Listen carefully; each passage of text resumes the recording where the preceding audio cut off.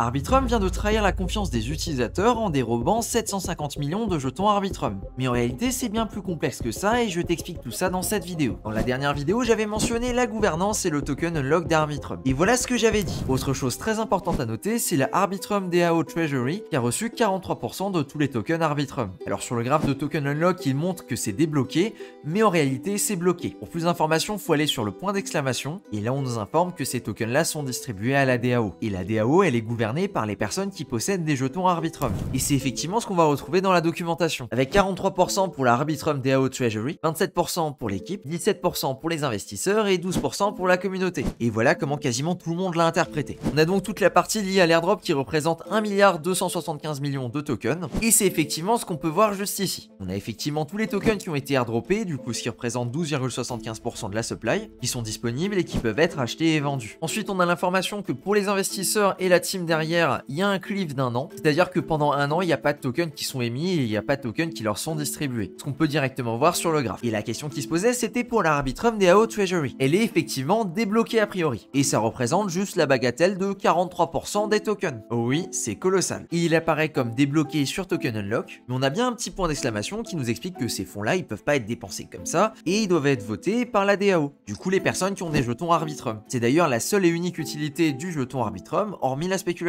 Du coup, avoir son mot à dire sur la trésorerie et les actions d'Arbitrum. Et c'est effectivement comme ça que ça a été compris chez CoinGecko et également chez CoinMarketCap, avec à chaque fois 12,75% de la supply qui est effectivement en circulating supply, donc on peut acheter et vendre. Et tout le reste est censé être bloqué. Mais le souci, c'est que le 31 mars dernier, Blockworks, du coup une adresse qui possède énormément de jetons délégués pour voter, eh bien ils ont publié ce thread. Concrètement, ils ont expliqué qu'ils étaient contre la première proposition de vote. Et spoiler alert, suite à leur annonce, eh bien on s'est rendu compte que c'était pas les seuls qui étaient contre. C'est un des plus gros différents que j'ai pu voir jusqu'à présent entre une blockchain ou un projet et ses votants, là où on a un vote contre qui l'emporte à 83%. Alors, au moment là où je tourne la vidéo, il reste encore une dizaine d'heures avant la clôture du vote, mais ça me paraît quand même sacrément improbable que ça change du tout au tout. Alors qu'est-ce que les copains de chez Blockworks ont trouvé qui a brutalement fait changer d'avis tout le monde sur Arbitrum? Eh bien ils se sont rendus compte qu'Arbitrum se tamponne de la gouvernance et qu'ils avaient déjà exécuté leur plan sans même attendre que le vote passe. Et ils ont également remarqué un détail plutôt perturbant, c'est que la fondation Arbitrum s'est permis d'aller piocher 750 millions de jetons directement pour son propre wallet. Là où ça aurait pas posé de soucis en temps normal si ça avait été indiqué quelque part clairement sur les allocations, ou simplement avec une ligne supplémentaire sur cette page qui indiquait 7,5% pour la Arbitrum Foundation juste ici. Mais c'est probablement pas ça qui a créé le plus gros drama. Le plus gros souci, c'est la rupture de confiance. Déjà qu'en général, une DAO c'est toujours plus ou moins bancal, ben là clairement ils ont franchi une certaine limite. D'autant plus qu'une partie de ces tokens là a déjà été vendue pour financer en partie la fondation. Alors c'est pas les seuls points qui sont remontés par Blockworks, il y a également potentiellement du copinage au niveau du conseil de sécurité, un manque flagrant de transparence sur l'utilisation de ces fonds, et le fait que ce vote comprend énormément de points différents et qu'il aurait dû être splitté en plusieurs votes. Et ce tweet là il a commencé à faire pas mal de bruit, à être repris, il y a eu des rumeurs, il y a eu plein de choses qui se sont développées ce week-end. Et ce jusqu'à ce qu'on ait enfin une réponse du côté d'Arbitrum. Et nous arrivons le dimanche 2 avril, là où la situation commence à être véritablement tendue entre la communauté et Arbitrum. Déjà parce qu'il y a eu 3 jours entre les premières accusations et la réponse d'Arbitrum, ce qui a laissé quand même pas mal de temps aux personnes sur Twitter de s'auto-persuader entre elles qu'Arbitrum était le mal et qu'il fallait absolument l'abattre. Et en plus de ça, entre ces deux moments, on a quasiment une perte de 15 à 20% sur le jeton Arbitrum. On a donc enfin une réponse officielle et on a quelque chose de plutôt sérieux, plutôt sympathique. Bon, je vais pas trop rentrer dans les détails, je vais juste prendre les points importants. Le premier, c'est qu'effectivement, il y a eu transfert de 50 millions de jetons Arbitrum.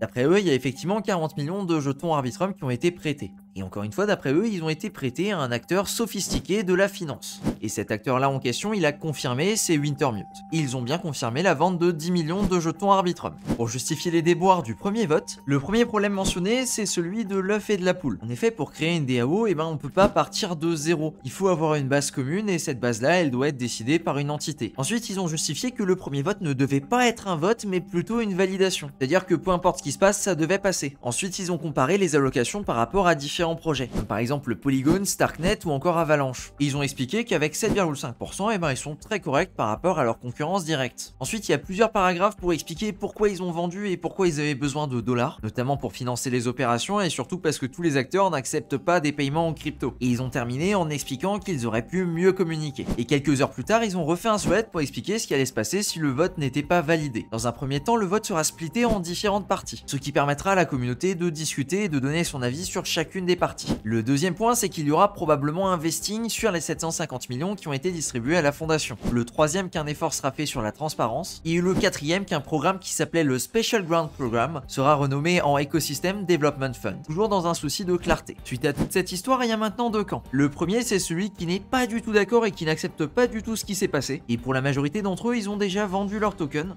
ou alors ils sont en train de shorter le jeton, et ils sont d'avis qu'un problème de ce type-là, c'est quand même très grave et que le jeton a perdu toute sa valeur. Notamment car sa seule utilité, hormis la spéculation, c'était de faire de la gouvernance. Et d'un autre côté, il y a toute une partie de la communauté qui a décidé que c'était ok, que c'était une réponse acceptable et qu'ils ont été entendus. Pour ma part, je suis plutôt du deuxième côté. Quand j'ai commencé à entendre les rumeurs, je me suis tout de suite dit, non mais attends, ils sont vraiment stupides de faire ça. Ils ont monté une communauté monstrueuse, ils ont pas idée de la thune que ça vaudra dans quelques années, et là maintenant ils veulent tout gâcher pour une histoire comme ça. En tout cas, moi je suis satisfait des explications et des justifications et ça me convainc. Alors certains diront peut-être que je suis naïf, et oui, il y a peut-être un petit peu de ça aussi, mais concrètement, à l'heure actuelle, c'est pas du tout dans leur intérêt de faire ça. Et pour moi, la plus grosse problématique, c'est la problématique du début. C'est tout simplement que cette somme-là, elle aurait dû être indiquée dans la partie allocation. Et je te garantis que ça aurait fait aucun bruit, que tout le monde l'aurait accepté sans aucun souci. Et factuellement, c'est exactement le même résultat que ce qui s'est passé aujourd'hui. Mais oui, d'un autre côté, je peux totalement comprendre que la confiance est brisée. Et je tiens également à mentionner que dans le passé, chez Optimism, il y a eu un souci assez similaire. Alors j'ai plus le contexte exact, mais je sais que c'était des dizaines de millions d'OP qui avaient été transférés sans accord de la DAO. Et pour le coup, c'est quelque chose qui avait été oublié en 2-3 semaines. Alors là, je me fais absolument aucun doute que dans quelques semaines, voire dans quelques mois au plus tard, quasiment tout le monde aura oublié ce souci-là et ce sera déjà de l'histoire ancienne. Voilà donc pour ce petit résumé de la situation et mon avis dessus. Merci à toi de ton attention sur cette vidéo et sur ce, je te dis à plus pour une prochaine.